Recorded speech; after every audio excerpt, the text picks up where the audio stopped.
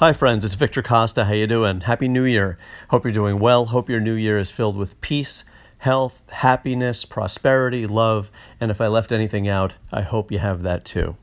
So coming up shortly will be a video of me in the gym last night doing some work on the negative side of things. And what I mean by that is paying really close attention to the eccentric part of the movement. The eccentric part of the movement, or the negative, is when the muscle lengthens. When I bring the dumbbells up, that's called the concentric part of the movement. That's when the muscle shortens. So this video is kind of a reminder about the negatives that we may be ignoring. I tend to incorporate negatives in just about every set, one or two. It's not as obvious as this, it's not as exaggerated as this, but the way I'm doing this is I'm actually fighting against the dumbbell on the way up as I'm allowing it to come down. So I'm just not trying to hold it in a fixed position and then get tired and let the weight drag me down. That's not what's happening at all.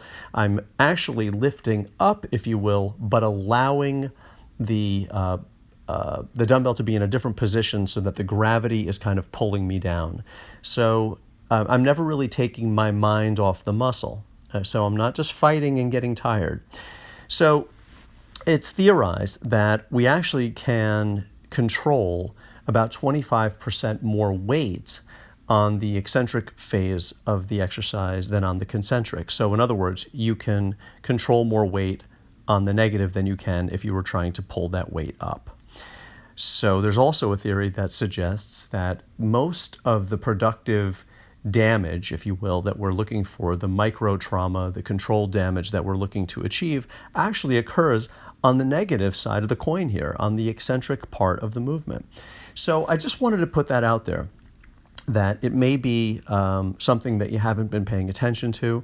If you do tend to let the weights drop and then just pick them back up and pay very little attention to that movement, you may be leaving some of your gains on the table, right?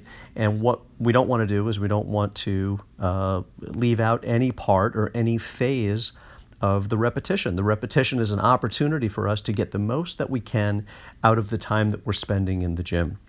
So I don't want you to ignore that. I also think often that a lot of the things that we want lie in what we're not doing, right? So whenever I want to achieve something or I want to accomplish something or change something, I don't always look at the things I'm doing. I try to inspect the things that I'm not doing. And I've kind of noticed, not only for myself, that I tend to maybe forget about this from time to time, but also clients that I've trained, people that I see in the gym, other friends and folks who like to train don't pay enough attention to this. So here I am obviously doing it in an exaggerated way to prove a point, but I will tell you that it felt good. And like I said, the growth that we're looking for is usually in what we are not doing. So you can be sure that after my reminder last night, after my workout last night, that I'm going to be paying more attention to the eccentric phase of the movement.